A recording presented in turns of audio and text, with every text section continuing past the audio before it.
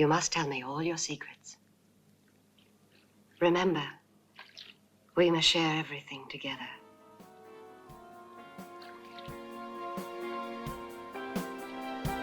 Everything.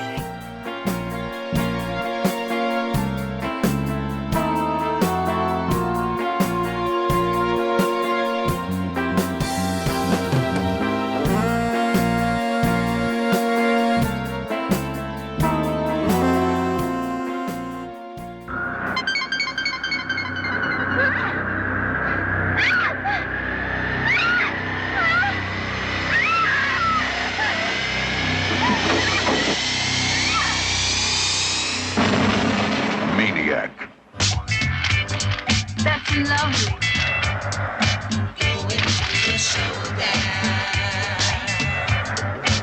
You can lock your doors, but you can't lock the madman out of your mind.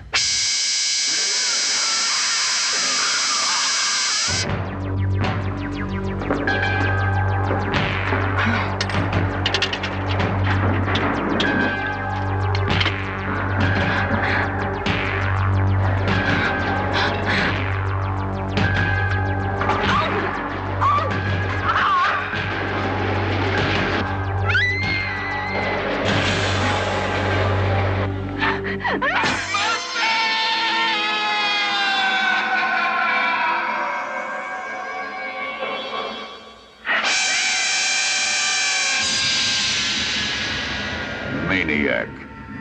It will tear the life out of you. Hello again, listeners. This is Annie Rose Malamet, and you're listening to Girls, Guts, and Giallo.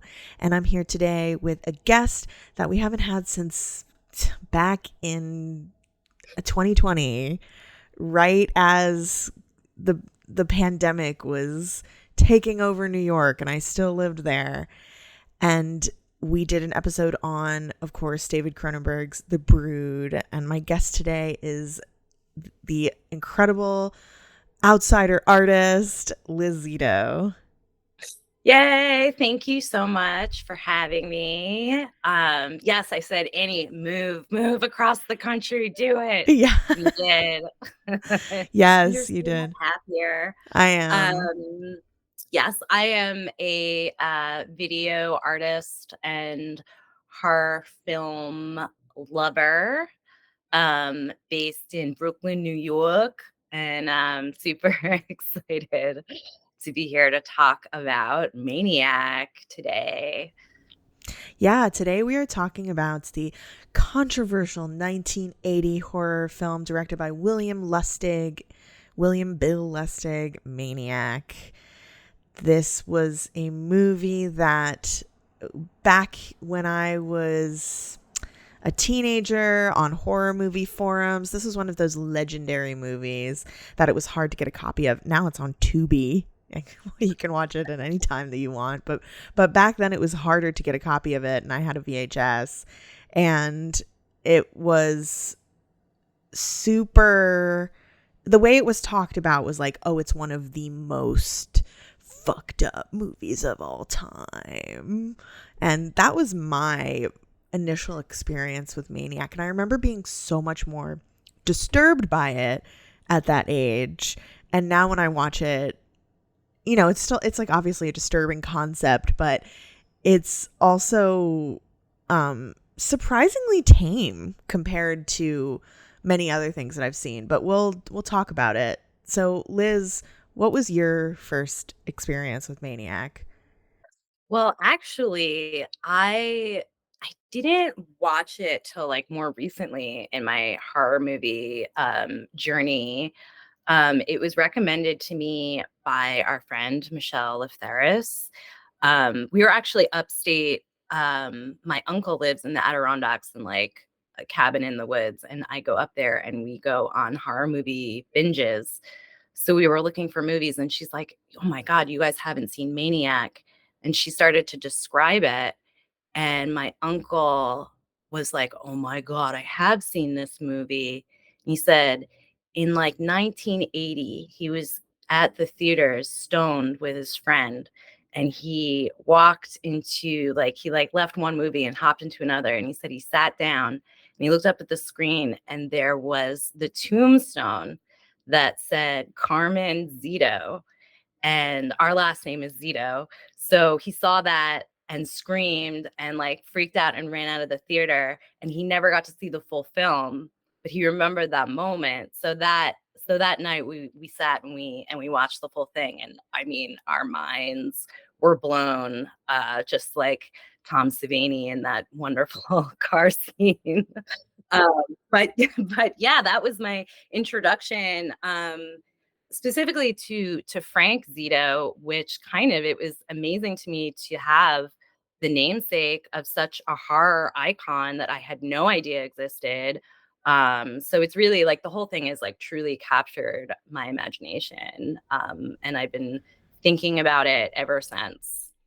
Yeah, you share the name with this main character, which is, I envy you. I mean, it's like you said, he's such a horror icon, and I so the general plot of Maniac is what I found on IMDb, which says a fat, sweaty, psychotic man named Frank dwells in a dark, cramped apartment with his mannequin collection and is driven by his peculiar form of madness to kill and scalp women and then put their scalps upon his mannequins as wigs. So that is the general plot of Maniac. This film is directed by Bill Lustig, who is known for his low-budget horror films like Maniac and the Maniac Cop series. And he previously worked on pornographic films before venturing into horror. He actually used funds from his 1977 pornographic film Hot Honey to finance Maniac. So this movie stars Joe Spinell, who plays, of course, Frank Zito. He co-wrote the film. They had this minuscule budget, which is not surprising. Many scenes were made guerrilla style. And they've got the effects by Tom Savini, like Liz was saying. He appears in the film as well. So, like I said, this movie was very controversial. It wasn't prosecuted for obscenity or officially listed as a video nasty. Liz, do you know what the video nasties are? No, can you explain them to me? That was something I put aside to look up and then I forgot. Yeah, so the video nasties were a series of films that were prosecuted in the UK for obscenity and were seized by the government and censored and banned. Okay, so some of the films on the video nasties list: The Burning, which is a slasher, Cannibal Ferox, Cannibal Holocaust, The Driller Killer, which I'm going to watch with my patrons actually later today as we're recording this, Faces of Death, House by the Cemetery, House by the Edge of the Park, I Spit on Your Grave, Last House on the Left. All the classics. All the classics. This wasn't actually one of the video nasties, which is kind of surprising, but it was seized by various police forces across the greater Manchester and Lancashire area during the video nasty panic, presumably based on the film's notorious reputation overseas. So not an official video nasty, but kind of an honorary one. Reviews of Maniac were merciless. Vincent Canby in the New York Times said, "Good sense, if not heaven, should protect anyone who thinks he likes horror films from wasting a price of admission on Maniac. Watching Joe Spinell act like a psychopathic killer with a mommy complex is like watching someone else throw up."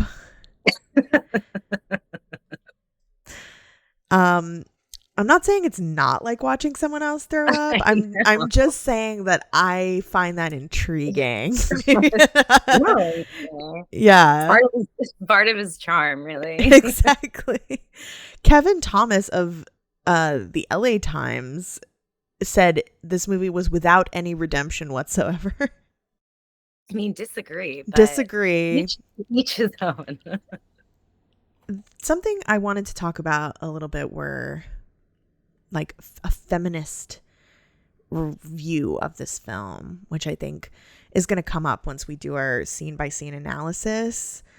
David Church, in this book, who I've mentioned plenty of times on this podcast, I'm sure, he has a book called Grindhouse Nostalgia, Memory, Home Video, and Exploitation in Film Fandom.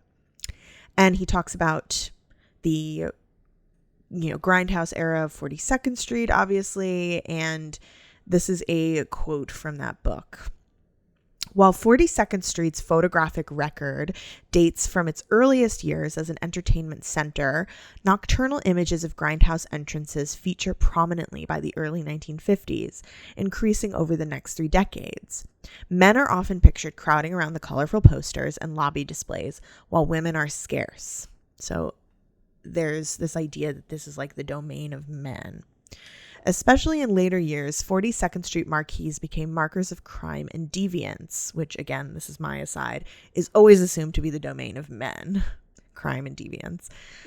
Some exploitation films shot in the 42nd Street area, such as Massage Parlor Murders, 1972, Maniac, 1980, and The New York Ripper, 1982, played into feminists' worst fears about supposed media effects, because it became typical for a screen killer to be shown prowling the 42nd Street drag, as if there was some inexorable link between the screaming billboards and the actions of the patrons. The eventual proliferation of hardcore adult programming also made 42nd Street emblematic of the evils of pornography for some feminist protest groups, as exemplified by Women Against Pornography's October 1979 march on Times Square. The group conducted tours of 42nd Street sex shops, although this opportunity to demystify a territory that had been off limits to women could also inadvertently evoke more complex reactions, including envy, fear, and sexual arousal. I found that very compelling. Me too. Because there's this idea that women, this is not the domain of women. Like I said on another episode where I had the rare straight male guest, that I wished that I could have been attending these kinds of theaters at that time. And he had said something like, oh, I don't know if you'd want to do that. Like they were very dangerous for women, sort of implying that. And I just found that very paternalistic. And also there's this idea that like this kind of movie, and Carol Clover talks about this too, which is one of my big issues with her essay, that this kind of movie like isn't for women. Like this, that the intended audience is men. And that's always rubbed me the wrong way. Right. And I think that there was, I don't remember which specified this, but there was like a note that middle-aged women and their intrigue with like exploitation films. I don't remember which reading it was from. But I also feel like kind of thinking back of what your guest said to you, like might not have been completely accurate, but what is the message that is being portrayed by the character of 42nd Street? And what I love about Maniac and a lot of these films is that idea of like the additional character of 42nd Street in these films that it plays, psychologically taking you into this like dangerous headspace, and having that be like this external evil, that our Maniac also hangs out in. But yeah, I feel like there's such a nostalgia for the fear of it too, and like Yes, the titillating fear. Yeah, and like for this area, and people who have lived in New York for a while are always like, oh man, New York in the 80s, because it's Disneyland at this point. exactly. And we and I think like our fascination with horror films, we're also fascinated with that time and that area and that time. Yeah, I mean, just the act of, it's so different to watch, post the 1980s video boom.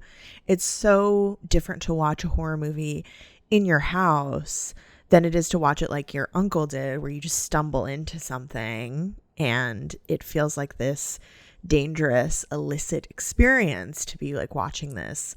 I mean, it also, when you think about watching something like Maniac in the same kind of area where people are watching hardcore pornography and tying horror and porn together in this really like abject kind of way that the feminists of the time really hated, there's something really like exciting about that idea that you could just be walking down the street, all these neon signs, and it's dark, and there's sex shows, peep shows everywhere, and you could also take in a porn movie, or you could take in a horror film, and there's something, I definitely romanticize it in my mind, and I'm sure it was not as romantic in real life, but there's something really like the nostalgia of that is really compelling for horror fans.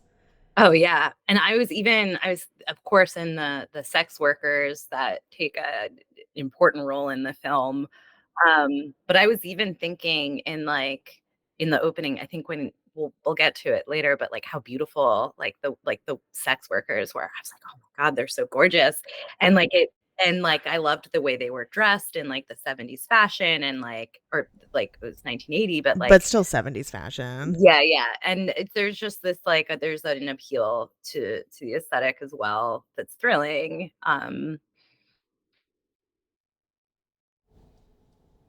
I think what I'm also really interested in is like, what is it like to be a woman watching this film, which I think, we'll get into. But so John Kenneth Muir wrote this book, Horror Films of the 1980s, which I also have quotes from here. And he said the film is about a misogynist, but that doesn't make the film misogynist. That's his take, Let's see if we agree while we analyze. Already boo. I know. No, let's hear what he has to say. Yeah, and he says there's one sense in which you can view Maniac and understand it's a film as simple and traditional as The Wolf Man. It's a monster movie. Zito is very much like a werewolf, only instead of suffering from lycanthropy, his disease is mental degradation. One sense is that he wants to stop the killings, but is unable to suppress the homicidal force within him. Thus, he is just as much a victim of circumstance as a werewolf or any other such monster. We pity the werewolf, so why don't people pity Zito? This film isn't supernatural, and I suspect that's why so many critics found it without redemption. What do you think of that? I feel like, in my take on it, I feel like I do pity Zito. And I feel like who is the maniac? Is it him or his mother? And I don't know, you kind of get lost in who is the real evil in this scenario. And through it comes out that he was abused by his mother, which we'll get into more details about that. But it's, for me, I see the abuse and am sympathetic to it and his out of controlledness of it. And not only that, I feel like a lot of the women that he interacts with in the film also are sympathetic to him and see something damaged in him, which is part of his charm. Why are these women talking to him? I know, it's inexplicable. Inexplicable Zito charm. But yeah, I that's how I feel about it, at least. But maybe it's because I'm a Zito and I get it. Yeah, I mean, I think, I go back and forth, is the movie misogynist? Is it not? It's almost the wrong question.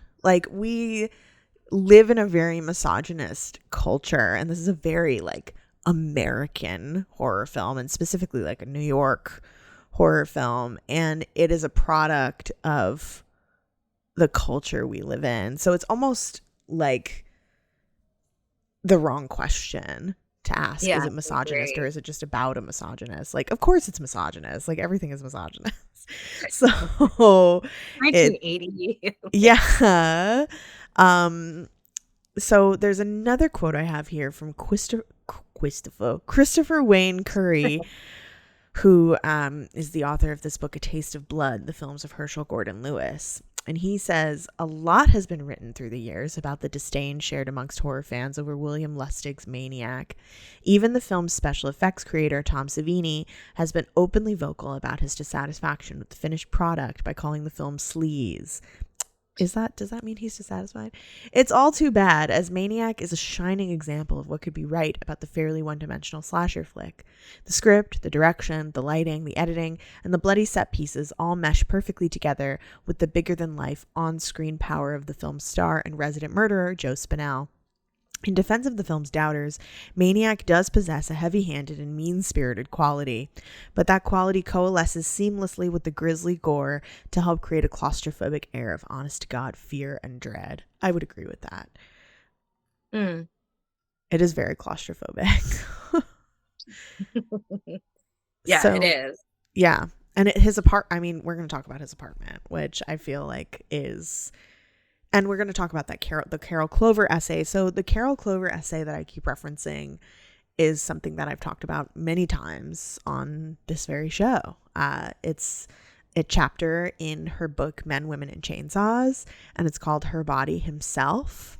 It's a heady essay. It is, yeah. One of her thesis is that these movies are, slasher movies in particular, are made for male audiences, and that in order to identify with the female characters, they have to be kind of androgenized, so that it's not really like people's gender that actually matters in the film. It's like the presentation of gender.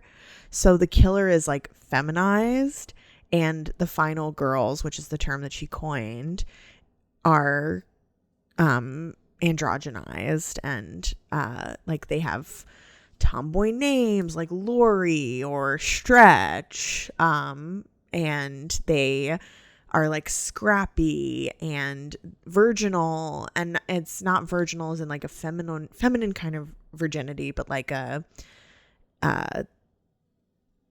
it keeps them from being like feminized sluts, basically. Or like sexually uptight, I believe. Yeah, they're sexually uptight. Yes. Whereas like the really feminine, sexually free women are the ones that die. And she doesn't talk about Maniac specifically, but it definitely applies. She also talks about like the killers being feminized through their mommy issues, that a lot of them are beholden to like this idea of a severe kind of matriarch. And this all goes back to Psycho, Alfred Hitchcock's film Psycho, which like birthed the slasher genre. There's this idea of like an exacting mother figure that is controlling the feminized villain, who often is like a transvestite or adopts a feminine voice and speaks in the voice of the mother. I say the word transvestite, which is like a very outdated word that nobody uses anymore, because that's what she uses in her chapter. This book is from the 90s. And I think she also referenced Dress to Kill, which is another and of cross-dressing, as sort of this like sexual repression because of past relationships that causes the killer to go after women who awaken their sexual desire that was repressed by their issues with their mommy. Mommy, stop. But yeah, I thought a lot about the movie Psycho in points of this, in similarities, is what I said before, which is who is controlling Norman Bates? Is his mother, or is it him? And there's the quote from the therapist at the end, which I feel like could also be applied to Frank Zito in Maniac.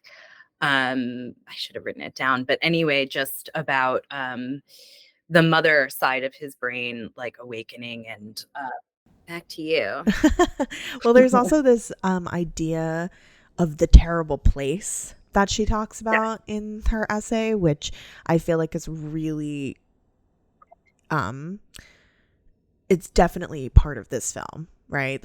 Like it's his apartment. But usually we get these terrible places, which is like where the villain takes his victims back to, or everything always goes back to like this horrible house, or like in Texas Chainsaw Massacre, it's the family's house. In Psycho, it's Norman Bates's motel / house that he shares with his mother.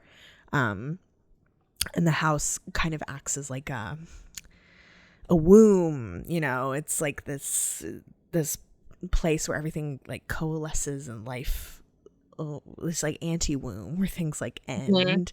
And then there's this idea of like penetration, like the killers they never use guns in these slashers. They always use tools that can penetrate the body like directly, like a phallus. So these are some of the ideas that she talks about in the essay, which are really pertinent for this movie.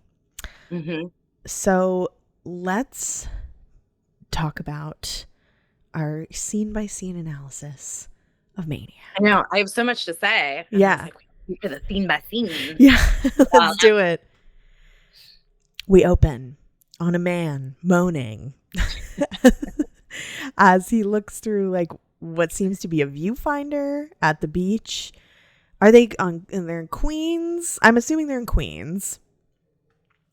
Who knows? Yeah, I guess. Well, who knows where this beach is? Yeah. The moaning. Yeah, he says later in the movie that he's from Queens, so I'm going to assume he's at the Queens beach, and he spies this couple under a blanket, and the girl begs her boyfriend to go get firewood. I guess they're like sleeping on the beach, and she begs her boyfriend to go get firewood because it's starting to get cold.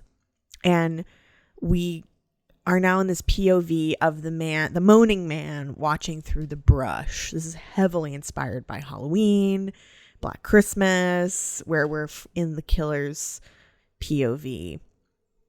And also very inspired by Giallo films, where we're often in the killer's POV, and especially with this next part where this black gloved hand comes in and is like stroking the woman. That's very Giallo. And she thinks it's her boyfriend, and she realizes it's not as the killer slits her throat and she screams. Meanwhile, boyfriend is picking up wood on the beach, and this shrouded figure comes up from behind him and kills him with a piano wire. And now we cut to Joe Spinell as Frank Zito screaming and sweating, and there are these he's in his crazy apartment, and there are these great shadows on his face, like very noir sort of shadows. So can you describe Frank Zito as his physicality, Liz? Because I feel like that's really important.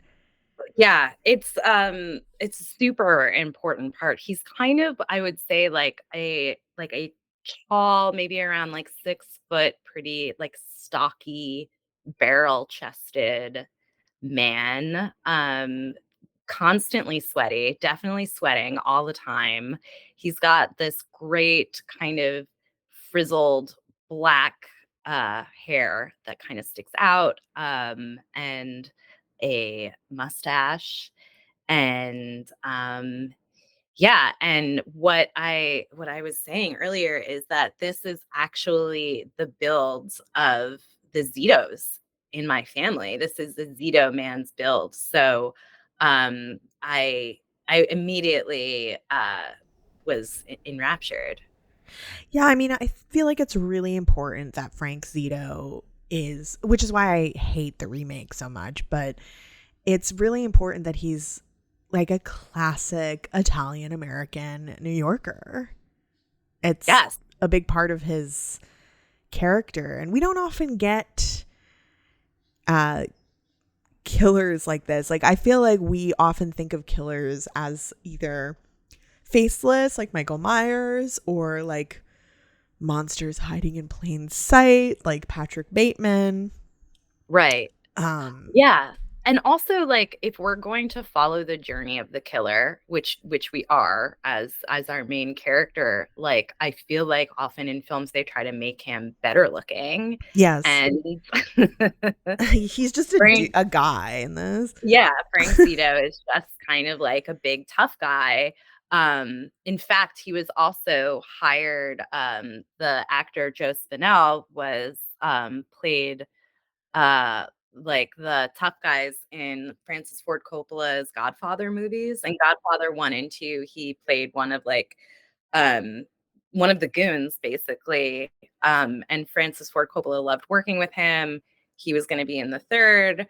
So yeah, so he's just a classic Italian American, which is also interesting because he was that in real life. He changed his last name. It was Joe Spinulio and something like that. There's a G in there, which makes it all sound weird. But grew up in an Italian neighborhood, and then moved to Queens with his mother, another really Italian neighborhood. So it's all kind of like a character. He's playing himself, you know? He's Yeah. playing himself in so many ways. Yeah, we're getting like this classic Italian tough guy, but now he's this inept like serial killer. It's really unique to slasher films, if we can even call this a slasher film.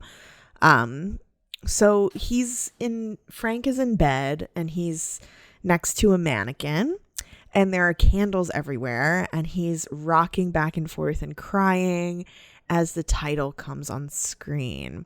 So immediately we kind of know that this is about this inner life of this serial killer. He goes to the mirror and he takes off his shirt to reveal that he's horribly scarred on his torso. So we know that there's like trauma there. I want to talk about his lair. There's baby dolls everywhere. Baby dolls are never a good sign. It's purple. The walls are purple, which is kind of like amazing. Yeah, what else is going on in this lair, Liz? Dolls of all kinds. I also noticed he has a picture of the Virgin Mary holding Jesus above his bed. And next to that is like a poster of a bikini girl, but like the breasts and the crotch are like torn off. He also like various like photographs of women, but like a lot of dolls, which is never a good sign for a lair. And then this mannequin that's in bed with him that we kind of don't really know what that's about. But also we see a wall and it has like a wall of keys on it. So you know that he's a super for a building. Oh my God, I completely missed that detail. Yeah, which is also like, they don't really do anything with that, but there's a wall of keys. So he has access to like all of the rooms in this building and is like, you know. Can you imagine if your super was Frank Zito? In the basement is this like serial killer's crawl nest. It's so great. That is I'm so glad you caught that because that like adds so much to his character. I mean, it's so New York. It's this like sweaty Italian man I've had a sweaty Italian man as a super before in New York, and it is monster hiding in plain sight. Like that's a guy you encounter in New York just living there, and imagine if he was this horrible serial killer. There's also these candles surrounding a portrait of a beautiful woman who we kind of assume is his mother. The mannequin in bed with him is all bloody. Zito he's getting dressed. He's gonna go out on the prowl, and there's this great shot of the city at night, bustling 42nd Street and sex workers talking shop on the corner. One sex worker is saying that one guy wanted something that's surprised even her. We don't know what it is though. The ultimate. And another says that she needs one more trick to make her rent. And we're like, oh, this is not going to go well for her. Like, we already know. Just that one last trick of the night, you know? Yeah. Enter Zito. So the sex worker convinces him to, buy her wares, and they're right in front of he's so like brusque with her. And they're in front of this like rundown sleazy hotel, and they go right inside. And this is, sex workers would often stand right outside the hotels that they could work out of because it's very easy to just go in and rent a room that way. So Zito pays for the room and exits with the sex worker, and this is an interesting scene. We really see a lot about his psychology here. He like lays down, relaxed, and he asks the woman to model for him like in a magazine, which I feel like, you described, there's these models with their breasts like scratched off in his lair. So he obviously has this fixation on photographs and dolls, which is he's gonna talk about that later with another character. But we see that he's got this fixation, and he starts to get increasingly excited. I love the sex worker. I love her outfit. I love her shorts. Yes, she's the one. I thought she was beautiful, and she did a great job. Yeah, I mean, she's got this classic like late 70s outfit on. It was like a dance skin and shorts, and she lays next to him. She's really earning her money. She like starts posing and like posing on him, and she starts to take off her shorts, and he is like, no, leave your clothes on, and like flashes the money, so that like what he wants isn't going to be sex, but it's also like endears her to him in a way. Yeah, women are, seem endeared by him in this film, which is for some inexplicable reason. So she says that the meter is ticking, but Zito is like, I got money. I got lots of money. And she kisses him, and he gets on top, and he starts kind of pawing at her and like getting into it. And then he rolls over frustrated and says, I can't. And at this point, I was triggered by all my experiences with gross tricks like this working in New York. Like, oh, you can't? Why are you hiring me? But he clearly has like some sexual hang-ups, to say the least. She's like trying to put on a good show. He smacks her ass, and she's like, oh, you like that? And you like that, baby? And she's like telling him that he's so good. And suddenly he turns and he starts strangling her, and he's like sweating on top of her. And she dies pretty quickly, and Zito goes to the bathroom to vomit and is talking to himself. He's like, why didn't you stop me? Mommy, I didn't want to do it. And this is when we get our first, glimpse of the mommy issues. And mommy. We don't know. Is he talking to his mom? Why didn't you stop me? Or is he talking to her? We don't. This is when we never really know when he's talking to himself. It's a little confusing. Yeah, because sometimes I feel like he's talking as his mom.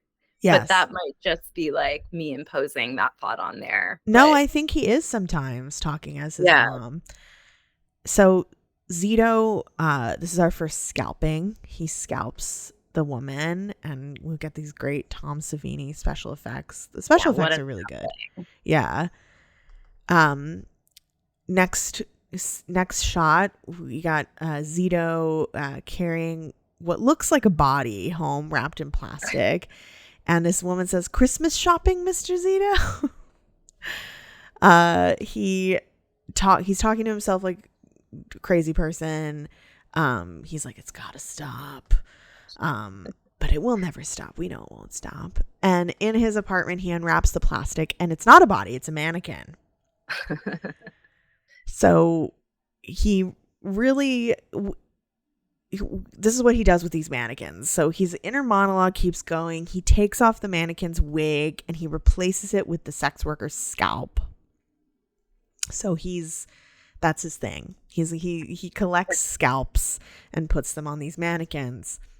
We also get this shot, which is really like mafia-esque, of him putting a shotgun in a violin case while grunting.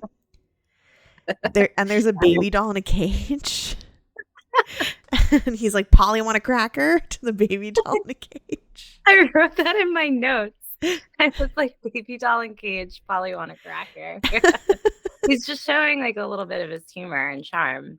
I wanted to note that I didn't catch this the first time around, but the way he adheres the scalps to the mannequins is with a thumbtack and a hammer. Yes. And it's just one thumbtack. So he just kind of like tacks in the scalp. That's it. And that's it. That's beautiful. He's an artist, you know? Yeah. And he dresses the mannequins in the clothes of the woman that was murdered. I'm thinking about how Jeffrey Dahmer was also really into mannequins, and this like predates him though, which is there's something there. I you know, and Jeffrey Dahmer said that he was interested in mannequins because it was like a dead body, and it, you know, he could possess it. You know, when someone is dead, they can't leave you. So yeah, which is the whole thing here, which is his abandonment issues. He never wants these women to leave him, so he turns them into these mannequins. Yeah, it's just really like crazy to me that this predates that, and that, you know, Joe Spinell and William Lustig kind of knew that to be a psychosexual thing for a killer before planting seeds. Yeah, planting seeds, exactly. So Zito leaves the house again, and he tells the mannequins he'll be right back. We get more of the city at night, and he's driving around looking for another victim. I have in my notes, a car in New York is a very precious thing. You're like royalty when you have a car in New York. The 80s, man. Yeah. And he spots a couple getting into a car outside a club. They're actually not, they're not an official couple. Like, he's trying to pick up this woman who keeps saying she has a boyfriend. I thought this was an interesting detail. I mean, this kind of goes with the sin thing that Carol Clover talks about. Like, so we don't feel guilt about her death because she is committing a wrong in her sexuality. Yeah, and I think, do you think with the sex worker we're also not supposed to feel guilt about her death because she's a whore? Because I find her to be a very sympathetic character. I find actually, I feel like I think they're all sympathetic, which is interesting in this movie because I actually think they do kind of a good job with that. Mm-hmm. Because you do see like there is this like interaction of like nurturing when like the sex worker thinks that he's uncomfortable, like her trying to like empathize with him. Mm-hmm. And you feel for her. You're like, this is her. Yeah. She just needs one more trick to make her rent. Like you empathize. And I can't tell if I empathize with her because I'm a woman who's been a sex worker, or but I find the women in this very sympathetic. And so I go back and forth between like the sin aspect that Carol Clover talks about, and then also, yes, that's present, but then also there is a lot of empathy there for them. Right. But I think that might be, you know, us being women and like having a different interpretation of what we're watching than sort of what they're writing about, which is that the horror films are for a male audience, when I feel like we know that's not true. I feel like when I watch it, I'm watching it from a different lens. I identify with the victims. I identify with being afraid at night, walking around alone. And it's almost like, what would be scary about this to a man? You know, like it's right. he doesn't, a guy doesn't know what that feels like. So it's, unless, you know, of course I'm generalizing, there are like men who are very visibly queer or feminine who do have this experience. But yeah, I wonder, like, oh, if this is for a male audience, like, was he supposed to identify with the killer? And Carol Clover says he's supposed to identify with the women, but these women are so like feminine. Like, to be a sex worker is such a feminized thing. To be a woman cheating is like, oh, that's like the worst. That's your scarlet letter, you know. I'm just like wondering who the man is meant to identify with as we watch this. Right. And I think this scene is interesting too, because there is a man as a victim in this scene. Yes, and it's like one of the only one, I think. Right. So the couple stops and the girl says to him, "My boyfriend's going to kill me," which is obviously like a harbinger. And they start to make out and they go into the backseat to fool around. Zito is looming. And the woman, the woman sees him outside the window and she becomes frantic and she wants to go home. And the dude, of course, is like not taking it seriously. And she begs him to start the car. As the headlights come on, Zito is revealed to be in front of the car, illuminated. Beautiful shot of him. And he jumps on top of the car with his shotgun. And this is the only time he uses a gun. And he shoots the man, who explodes in a gory display of guts as the woman screams. This scene was actually inspired by the Son of Sam killings in New York City, because David Berkowitz would go around and shoot couples in their car. And this is the only, like Liz, you were saying, this is the only time a man is killed. So Zito then shoots the woman. Right. Back at home, sweating, Zito watches his degrees in here. Zito turns the heat up in his apartment. He needs to turn the heat off in there. He's constantly sweating, which I'm also sweaty, so I kind of identify with that. Just a quick side note from the last scene I thought was interesting. I guess like all of these horror these guys hung out, but the choice to put Tom Savini in that in the role was because he had an extra mold of his head lying around. So he was like, if I just play the character, we can like blow it up. And so they like filmed it. I guess he like the insides of the head are a bunch of like rotting food from his fridge and a bunch of like fake blood. Wow. But I thought that was like a fun guerrilla side note, like problem solver, like low budget. I love that. The food, it's really gory. Yeah, they did a great job, but with that bright red blood that like doesn't feel too real. Yeah. So back at home, Zito is watching his little TV and there's a news report about the couple killed on the Verrazano Bridge. So he lays in bed next to a mannequin that has handcuffs on while monologuing in his mother's voice. I mean, this movie obviously could not exist, like we said, without Psycho. Yes. And he says to the mannequin, "You're mine now forever.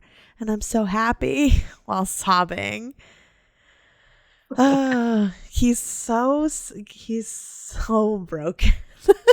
He also does this little like rocking hump thing, like when he's when he's like not grunting and quiet, when he's like sobbing, he'll do like a back and forth kind of like hump, which he does to his victims as well, which, you know, adds to his maniac nature. We're at a park during the daytime, and there are kids on park swings, and a mother tells her kid Denise not to go far, but she does, and the kids ride away in the park on their bikes. Zito stops the girl on the bike and he says, "Be careful, little girl." Across the way is a beautiful woman in a leopard coat taking photos of this moment. And Zito walks towards her, and she walks away, and he finds her abandoned bag with her name and address on it. and we're like, oh no, she's in trouble. Yeah, true creeper moves. I mean, I could never have thought. He's just so seamlessly. He walks up and figures out where she lives. I know, that is something that really scares me about this movie, is like how easily he figures out where these women live. I mean, that's something people used to do, is they would put their address on their stuff, like in their clothes and stuff. So Zito is walking past a storefront with mannequins and he's moaning.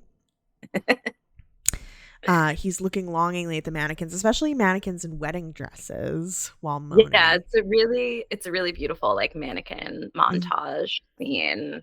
He looks in awe at these beautiful mannequins. I wonder if this was just like just a storefront that they were walking by and they were like, oh yeah, we got to shoot that. I mean, it seems like a very guerrilla filmmaking move. Yeah. It doesn't seem set up.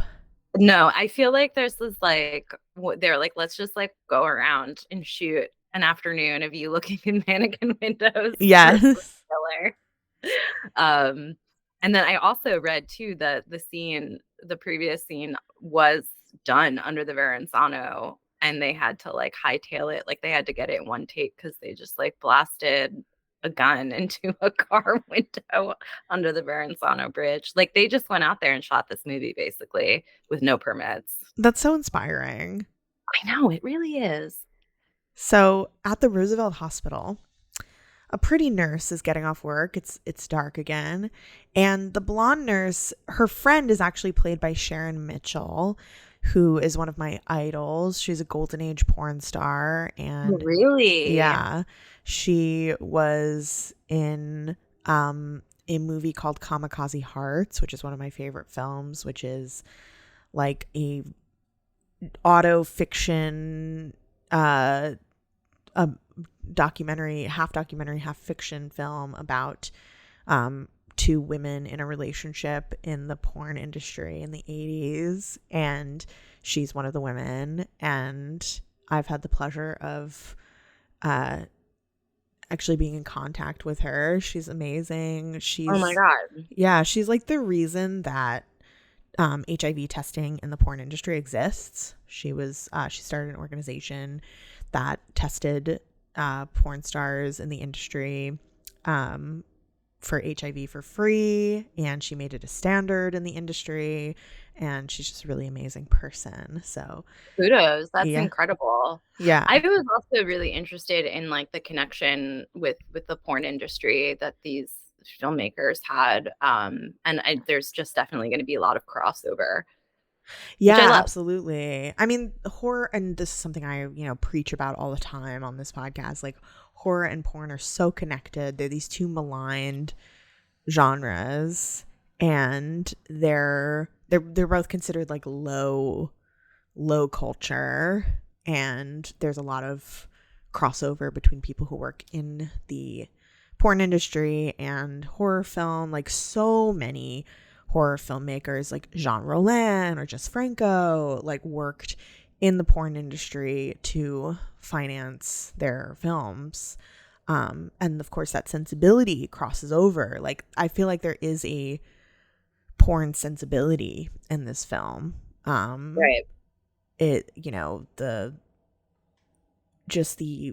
psychosexual nature of it, even though it's like actually not very explicit. Like you only see tits once in this movie. Yeah, you really don't. Yeah, and like the women are all, I mean, they all could be like porn stars. They're all so beautiful. Mm-hmm. And like, I mean, there is that element in there too. And I believe I read somewhere that Joe Spinell was his wife. He was married for a short time, but was an adult film star. That makes total sense. Yeah. So I'm sure there was like a whole community working together on these films. Yeah, absolutely. And, filming the 42nd Street drag, of course you would be in close quarters with people in the sex industry. So the blonde nurse says she hates reading the paper because it's all about that kook killing people. Zito, it's Zito. So Sharon Mitchell drives away with her boyfriend and she offers the blonde nurse a ride. And I don't know why she doesn't take it, but she I'll doesn't. never say no to a ride. Yeah, exactly. And she waits outside for a taxi and she's looking at the newspaper where a headline says something about a maniac striking again. Zito is across the street watching. So she starts to walk and Zito follows. This is such a scary scene. As someone who has like actually experienced being in the subway alone at night. Yeah, I love this scene. And I agree. And I also think the actress does like a really great job because it Yeah. goes on for a minute. But where are the people on the subway as she goes down to the subway? Where is No everyone? one is There's there. Yeah. It's completely not a person. empty. Yeah, she's walking into the empty subway station. She's got tokens, which is total throwback. And as she's fumbling with her tokens, Zito is following her and a chase ensues. And there's this really tense moment where she gets down to the platform and there's a train stopped on the track, but the doors won't open. And she's banging on them and she watches helplessly as it leaves the station. Right. Zito pursues this frantic woman through the station and she tries to hide, and she hides in a stall. It's like an alcove stall in a bathroom, which is like really gross and dirty. And she thinks she's outsmarted him. I wrote here, personally, I'd stay there all night. I would be too scared to leave. Yeah. And she tentatively leaves her hiding spot. And she's covered in sweat. Like her hair is completely wet from sweat. Which I think is a really nice detail. And she thinks she's safe and she starts to like kind of laugh manically, which you would do in this, she's like feels like she's gotten away. And she stops to wash her hands in the bathroom and Zito appears behind her with, is it a machete? I wrote a sword in my notes. It's like a sword, yeah. And a long knife. And he gruesomely stabs her while saying, "This is what you like, isn't it?" Yeah, baby. So there's a sexual element of phallic penetration to these murders for him. Oh, yeah, definitely with that one, too. And that was definitely like his voice, whereas like other times you feel like it's the mother's voice or something, but that you definitely feel his quote unquote misogyny. Yes. So Zito talks back in his lair. Zito talks to another mannequin while nailing the nurse's scalp on her head. And you can't help but laugh at that moment. It's really big. He's in a purple robe that's like the same color as the purple in his apartment. He's wearing and like a white ascot and sunglasses. And he's like talking to his mannequin, and the woman was like very blonde before, but now like what's on her head is like orange. It's like orange, but like it's supposed to be like red. Like her blonde hair is now covered in blood, so she's a redhead. And he's like telling himself that he has to be more careful, that he's getting sloppy. But yeah, the whole scene is delightfully ridiculous. Yes, I love his looks in this movie. Oh, yeah. He actually has great style. Like that little bomber jacket he wears when he's doing his killings. It's that charm. It's like, like when you break it down, you're like big, sweaty, gross man. But then he like comes up with these moments of charm that we love to see in our leading maniac. Do you find Frank Zito attractive? I don't. I was actually thinking, I was like, what if this dude like asked me out on a date? Like, what would I say? Like, there's no way I would go out with him. I feel like there's like a part of my gender that is like a fat, sweaty Italian man, like pervert. So I feel some identification with him. I think that if he was like spending money on me, I could easily go out with him. I mean, if he was gonna take me to Clams Casino, like I'd go out with him. And I wouldn't have to say I will have to. Oh my God, sorry. Creamy. Off the record, there is something appealing about like like the weight of a big person on you, Yes. especially like in a masculine sense as like a hetero person. So I didn't want to rely. I would say more of like, would his bomber jacket, aviator sunglasses, I don't know, maybe I'm Maybe jumping he back. would charm you, Liz. Something about, I mean, Zito's, that it'll be incest. Yeah. But anyway, Even better. yeah, we love that. It's perfect. Makes so So much sense. we see a newspaper headline about maniac mutilates nurse, and we see the woman from the park. She's developing a photo of Zito stopping the little girl on the bike, and Frank rings her doorbell because he knows where she lives, and he says she took his picture in the park. She doesn't even question it, and she's like, oh, I was just looking at it. And she invites him in, and he asks, how come all of your models are women? And she says, it's just something I'm interested in as a woman. Yeah, this scene is so weird. I mean, that was intriguing to me because I'm interested in this movie as a woman. And I don't know, it just felt like really meta in that moment. I was like, men find women so mysterious, and I don't feel like it goes both ways. And but women also find women like very intriguing and not like mysterious, but beautiful, and women are interested in women, like, right, like you can be like infatuated with, like, I feel like women become infatuated with other women as like someone to live up to, like someone that they're like sexually turned on by, even if they're like consider themselves straight. It's like, there's a lot of straight women watch lesbian porn, like, for that reason. So they talk about, this is where we get a lot of his psychology here. They talk about possessing someone forever through a photograph. This is obviously Frank's mentality about possessing his victims.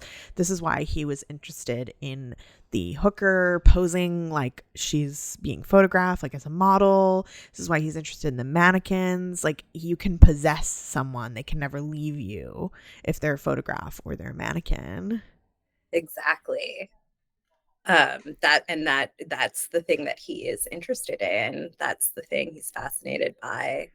I also love that he's having like an art crit conversation, right? And he says he's an abstract painter. Like, is he? We never see his paintings. I feel like that's a missed opportunity of like some type of like weird, like, I don't know, mannequin painting thing he could have done. I would have to say that his apartment is definitely like an art installation. And like, I have seen plenty of grad students that would kill to have those skills, those mannequin skills. But yeah, it just, I mean, coming from art background, it's just hilarious. This conversation, I loved it. Yeah, I mean, it's almost like, oh my God, does Frank consider himself an artist? Like, is what he's doing his art practice? It really adds like a whole new dimension to his character. And he's like in this art. It's his art, and he's in this kind of like nice outfit where he looks like an artist. Like, he's got his like tweed blazer on, and yeah, that was also super interesting to me because like up throughout the entire film at this point, we've like only seen Frank in like one outfit and this like kind of like hooded, grimy like creep, and then he shows up at this photographer's door with the idea of like seducing her in some way or appealing to her. And he's like, his hair's combed, he's wearing these fresh glasses, he's got like a white blazer with this like red shirt underneath. Like, he's really, and he's like sociable, like he can talk, which I'm like, Frank can talk like to other people. Yeah, he's like charming. And the photographer likes talking to him, which is like great. Yeah. And he asks her to dinner in Jersey. He's like, you've ever been to Clams Casino? And she accepts. Yeah, Anna, the photographer, is not attracted to doing him. anything that night. Would love to join Frank for dinner. Like, could not be happier to have this new plan.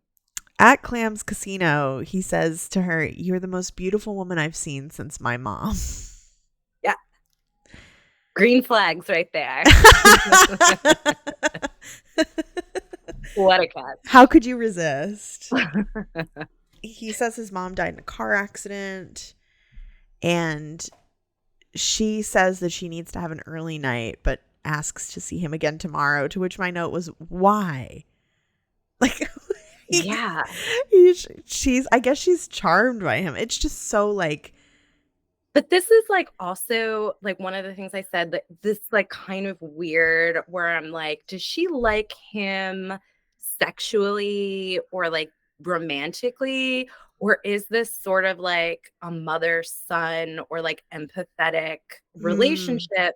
Because the way that the women kind of talk to him sometimes is a little bit like, "Aw, Frank," or they like talk down like in a certain like nurturing kind of way. Which I think is kind of interesting. I don't know how purposefully it was, but I definitely picked up on it, as if he's like a child when he talks. Yes. Yeah, they A feel man like boy. they feel like kind of, yeah, nurturing and sympathetic towards him. She talks about her show, and Frank is jealous that other guys will be there. And they're already kind of like familiar with each other and flirting. And now that I'm thinking about it, I'm like, oh my God, is he jealous that she's having a show because he's an artist and he wants a show? This whole thing is just like he's angry because he doesn't have an art show. Yeah. He just can't show his work. And he says he wishes her the best, and she says she knows he does. And I'm like, you don't know him. How do you know that? But they're already so familiar with each other. And I don't know if that's like a failure of the film to like fully characterize this relationship, or if that is intentional. It's just a strange. Yeah, I think she feels like maternal towards him, like you said. Yeah, there's some sort of strange attraction there, for sure. At her studio, Anna is photographing a group of 3 women, and the music is hilarious. Going to a showdown? Yeah. Going to a showdown. Going to a showdown. Yeehaw! There's like a yeehaw in the background.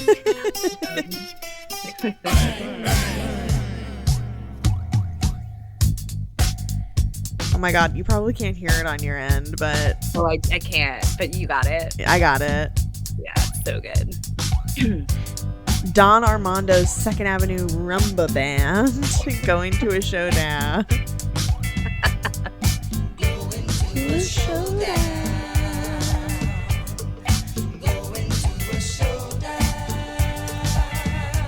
Okay, that's enough of that. But yes, that song is amazing. So she's photographing these 3 women, and guess who's there? It's Frank. And he gives Anna a present, which is a stuffed bear. And she kisses it, and she kisses Frank on the nose. I think she thinks of him as like a cute little, like, it's very desexualized, like kissing him on the nose. Yeah. That's how I was feeling too, especially with the bear. Yeah. Just like an adult woman getting a bear is so fun. And I think it's also, there's like I think it's interesting. There's like some like businessman in the back or like agent who's just like this like masculine figure, like talking on his phone, like, bleh.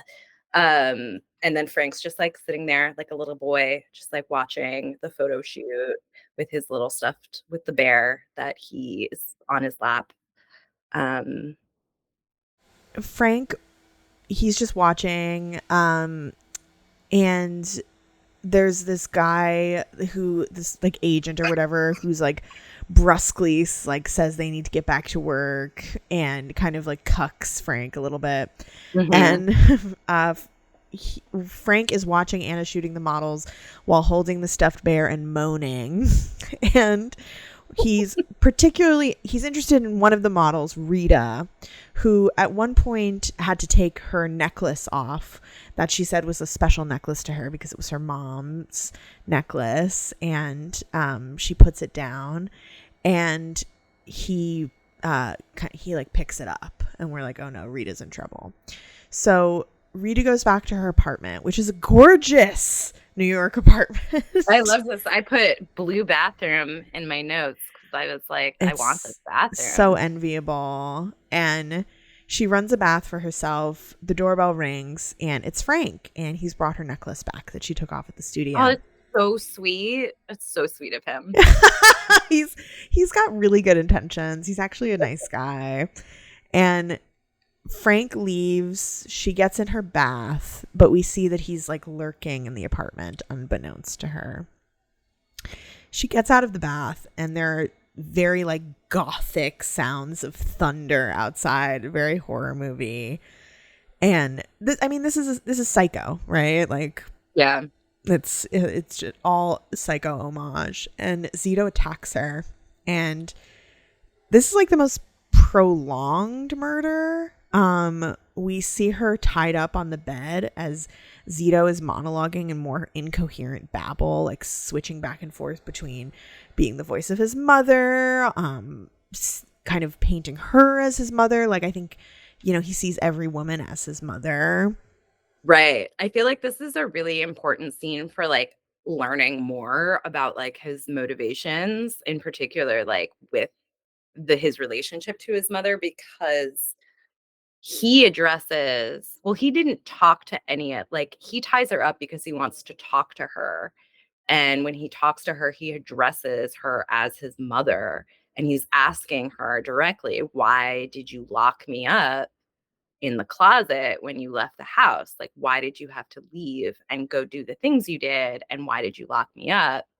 So now it's like a light bulb moment for the audience where we're like, oh my God, like this is what's actually happening. He's seeing his mother. His mother was a sex worker, and he's seeing his mother in these women who are, I guess, like not all of them are sex workers, but I guess they're for whatever reason, somehow abject in some way, whether it's like using their body for, like the model or the nurse. I mean, well, the I guess the nurse nurse was just like walking alone at night. But also like a nurse is that's like very feminine labor. Right. Traditionally feminine labor. Right. Good point. Yeah, it's these women who are like in these very like feminine positions. Whereas Anna, to go back to Carol Clover's point, is in a more masculine position as like a working artist. Exactly. An artist like he is. Like just like him. Yeah, and maybe that's why he spares her for so long. So he's talking to her. He's like, why did you go with all those men and leave me? And he takes the gag off of Rita, and he's like, you don't need those other men. I never wanted to hurt you, but there were so many men. Typical like slut mommy issues. This is in the eyes of Laura Mars, this is the motivation for the killer as well. Like, this is a very common motivation for killers in film and in life. I feel like that, this was also something that Ted Bundy kind of cited as, his inspiration for hating women. It all goes back to mother. Yeah, I want to be your boyfriend, Mom. Yeah. Mommy, choose me. Yeah, exactly. So he says, I'm not going to kill you. I'm going to keep you. And he menaces her with a small knife and stabs her in the chest. And she moans as he dies. And he rocks back and forth on top of her, calling her mommy. And it's like maybe the most sexual of the murders. Back home, he with his mannequins and candles, he puts out a cigarette on a mannequin's chest, and perhaps this is, what was done to him. He's mimicking that, and that's why he's got these scars on his chest. Definitely. He's also like sobbing and shooting at a target in his room while playing a music box that plays Silent Night. Christmas at the Zitos. Christmas at the Zitos. The dark place. So Frank calls Anna from a phone booth while she's in her dark room, and he asks her if she wants to take in a show tonight, and she says yes. And in 15 minutes. In 15 minutes, right. I'll be there in 10. I'm like, who are these people? Has anyone ever called you up and been like, can you do something in 10 minutes? I've never. Maybe that's what the world used to be like, though, Liz. Like, it's amazing. Yeah, like, yeah, maybe that's what used to happen. Like, people used to just call each other up and be like, okay, are you free now? Because it would be harder to plan things. Yeah. I'm like 2 weeks from now. I know. Mentally prepare myself to see you. Exactly. Crazy. So he picks Anna up and she gives him a kiss on the cheek, very, desexualized. And she says, thanks for coming to Rita's funeral, which is so fucked up. And he says that he wants to drop off a Christmas wreath at his mother's grave. So Anna and Frank go to the cemetery while Frank, over the grave, over Carmen Zito's grave, he says his Hail Marys. And he's like a good Catholic boy. Exactly, like a good Catholic Italian boy. And he starts to sob and go kind of crazy, and Anna comforts him, and she's like, it was so long ago, Frank. And he says, Rita knew. And she's like, what are you talking about? And this is when he starts attacking Anna. And again, very like gothic. She's running through this dark cemetery away from Frank, who's chasing after her. And Anna like sneaks up behind him and hits him with a shovel. And Frank yells for his mother as Anna runs away. He starts to experience, like, he's hearing memories in his head of his mother saying she has to punish him and that she's going to lock him in the closet, and his child self is pleading and says he'll be good. So we're getting more of his backstory here, and we're like, oh, this horrible exacting mother like created this monster. So like I do find that pretty misogynist. But yeah, now that I think about it that way, that makes sense. Yeah, blame it on the woman, blame it on the whore. Yeah. It's very, but it's fascinating that comes up again and again in these films, right? And in Halloween, right, it's the whorish sister, the slutty sister that triggers all of this. Yeah. So he goes to his mother's grave again, and he's rocking back and forth and sobbing. And in a great moment, suddenly his mother's corpse rises from the grave and attacks him. It's very Carrie. And it's obviously like his delusion. And Frank makes his way back to his apartment, and we see all the various mannequins covered in blood in various poses with their dead scalps on. And Frank is calling for his mommy, and the mannequins begin to come to life. And they are all the women that Frank has killed. And this scene is so great. They all attack him with the tools that he used to kill them. And they're like descending on him and tearing him apart like wild beasts. I mean, this is what he must feel like women are doing to him on a day-to-day basis. Like, just, tormenting him. And they rip his head off. It's great. Yeah, it's a more wonderful Tom Savini special effects. The transition from head to prosthetic head and then ripping off was just very satisfying. And in the final moments, these cops break into Frank's apartment and they see him dead and bleeding on the bed, and they look at all the mannequins like in disgust and leave the apartment. The camera lingers on Frank's body. We think he's dead, but suddenly his eyes open. Bum, bum, bum. Sequel. Yeah.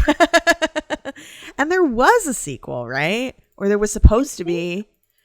I think they tried to make a sequel. It seemed like they might have made it something that was like more of a short. But I mean, like, ripe for a sequel. There's so much there. Yeah, it says Maniac 2, Mr. Robbie, a children's television host, plots murderous revenge against child abusers. See, now this is just so much fodder because, as I said, I'm like interested in using my own Zito experience to do a sequel that would be some type of like role reversal in terms of like the female as the killer. But I have to say, like, rewatching, I'm very interested in Carmen and exploring that whole relationship and kind of, yeah, and like digging into like who's to, do we blame the mother? We always blame the mother. It's always the mother's fault. Or like, is Frank able to be accountable for his crimes? And yeah, just such a fantastic, absurd ending to an absurd film, up into even the absurdity of the police literally doing nothing. They just like shut the door. They're just like, this is too much. And they just like leave. So it's like, who even knows what happened to that scene? We have no idea. But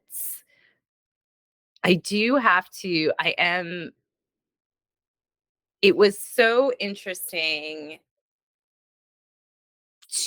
I like quickly, after you told me that you watched the remake, I like fast forwarded through it just to give a refresher of what was it, 2012 Dark time for remake films. with Elijah Wood, which is like, we can get into like terrible casting. Elijah Wood is not a Zito. He doesn't have Zito blood the way that Joe Spinell did. But it was interesting to do the rewatch because it was all POV of Frank, which was so terrible. I hate it. I could really barely. I was also fast forwarding, to be fair. Yeah. It's so not in the spirit of the original. It's corny. Like, I don't like it. Yeah, it felt like it was trying to be subversive in like making Elijah, all the POV come from Frank's character as Elijah Wood. So like occasionally he'd look in the mirror and we'd see Elijah and be like, oh wow, this like cinema magic. But it's really just unwatchable and it does not have any of like the weird charms that we love about these classic horror films. Which is also like, I mean, I don't know if there's like, I mean, 100% there's humor in making those things. It's like there is a humor in making some of this old stuff and the exploding heads and sweating of Frank Zito and all of the things that we love. I don't know. Yeah, 2012, no good.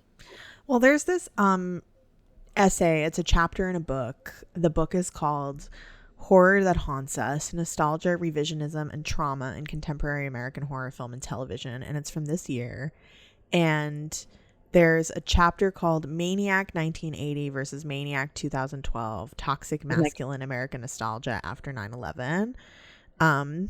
And I haven't read it. My friend who works at a university got the book and is going to scan the chapter for me, and I'll send it to you as well. Yes, please. But yeah, basically comparing and contrasting the two films and their various takes on masculinity. I mean, the masculinity in the remake is so different than the masculinity in the original. Elijah Wood has this kind of like unassuming like beta characteristic that is very much at odds with the Joe Spinell school of masculinity. It's just like super different. And I feel like it is definitely evocative of, like, Elijah Wood is more of like a classic sort of like incel, like beta, Right. weak, and Joe Spinell is more of a like kind of maligned kind of masculinity of like the Italian tough guy, but it's not a kind of person that you would suspect as being like a inept woman hating serial killer. Right. Right. And so it's kind of interesting thinking about the difference in society of like what society fears in making these films. And like in 1980, is this like Joe Spinell type man the thing that is the scariest? And like the way that he kind of looked like Son of Sam, what was his real name? Like, David Berkowitz, yeah. He kind of looked, he kind of had Stake of David Berkowitz vibes, like the balding hair, like Yeah, thinning he's modeled after him, I'm sure. comes out to the side, where it's like, yeah, in an updated version, like who is more of a threat to women now? It's not going to be the same exact physical thing. It's going to be different. So this like incel approach. But then it's like with that, I mean, it did the character, it's not a remake, it's a different thing. It's like a different story in that sense. Um, because I do feel like the presence of just like that physical body that he has is so important in his intimidation throughout the film.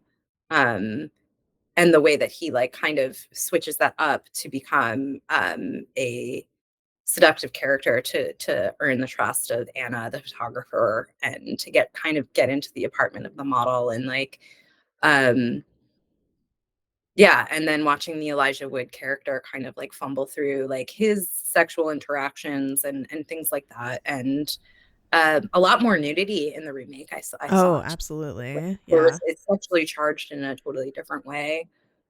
But it's such an interesting thing that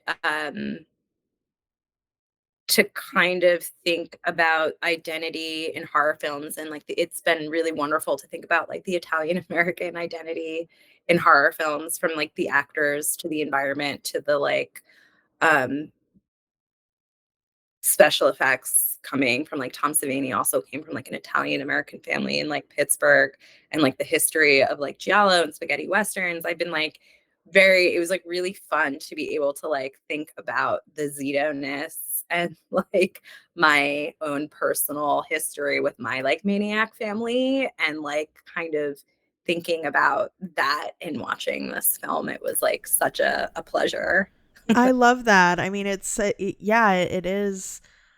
It's Italian American horror to the core, and it's, thinking about figures like Abel Ferrara, who made the movie The Driller Killer, which is got another like sweaty Italian American guy at the center of it. And this is something that could really only exist in like New York City, Right. pre-Giuliani horror. Liz, thank you so much Oh for my coming gosh. on the show. Such a pleasure to be here. So wonderful talking with you, and talking about these amazing films. Where can people find you if you want them to? Oh yeah. My checkout, you can totally check out some of my artwork. That's just lizzito.com, lizzito.com. And my Instagram is lizzito_TV. And I post my artwork and thoughts and things, and all that stuff is updated. And yeah, and you could also find me in the crowds at some of Annie's screenings. Oh, I love that. In the chat, I'll say hi. Yeah, please say hi. I would love that. when you know where to find me. Girls Guts Giallo on Instagram, Girls Guts Giallo X on X or Twitter, whatever you want to call it. And most of all, patreon.com/girlsgutsgiallo. Please support me. Please. This is, how I make my money. This, for the low price of $5 a month, even, you can support me. So I'm begging you. I know times are hard for everyone, but I need the money. Thank you again, Liz. This was wonderful, and I'm looking forward to having you back on the show again one day.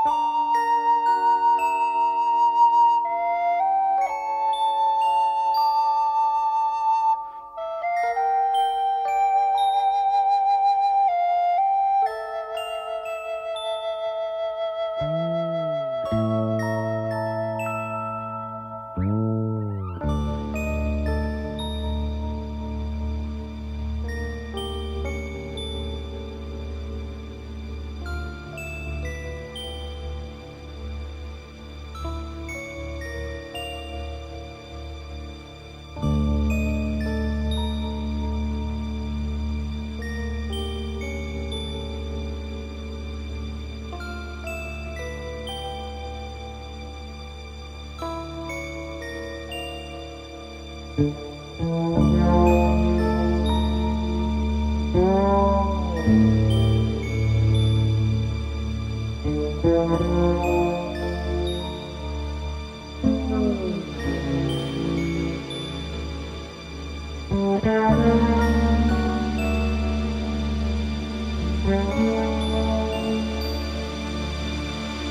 you.